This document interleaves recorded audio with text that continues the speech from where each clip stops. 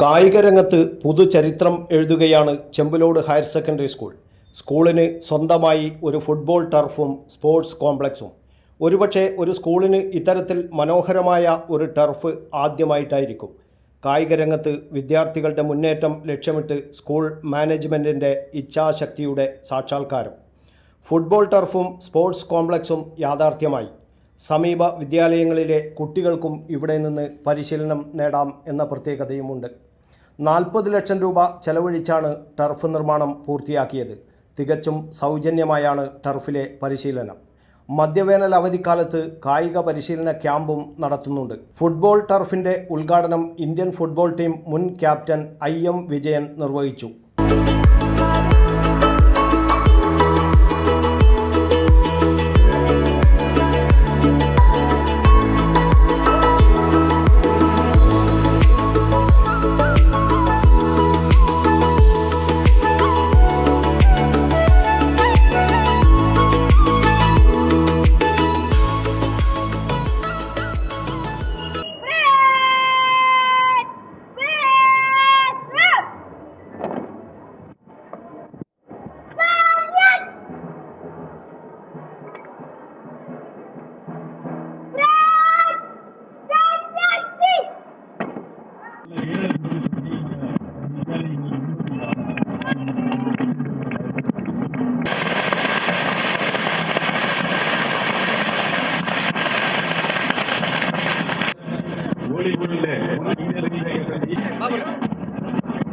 ചേട്ടന് ഏറ്റവും നല്ലൊരു പാർട്ട്ണറിനെ കിട്ടും.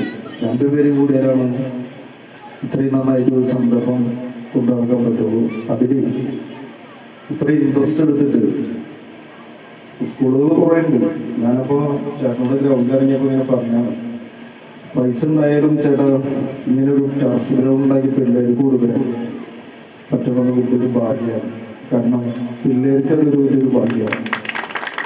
കാരണം ഞാനായാലും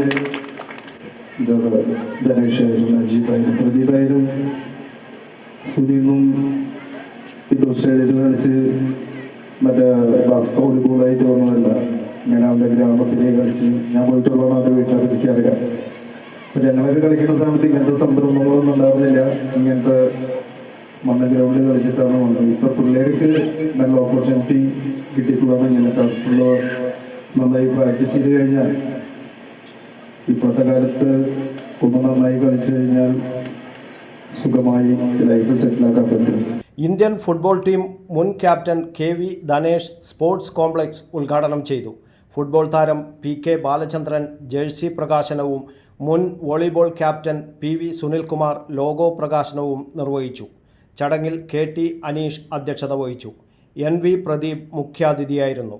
school manager Valsan Madathil, CP Rasheeda, TV Arunachalam, PK Sreekanth, AV Ashraf, school principal TP Reenakumari, headmaster K Prakashan തുടങ്ങിയവർ സംസാരിച്ചു.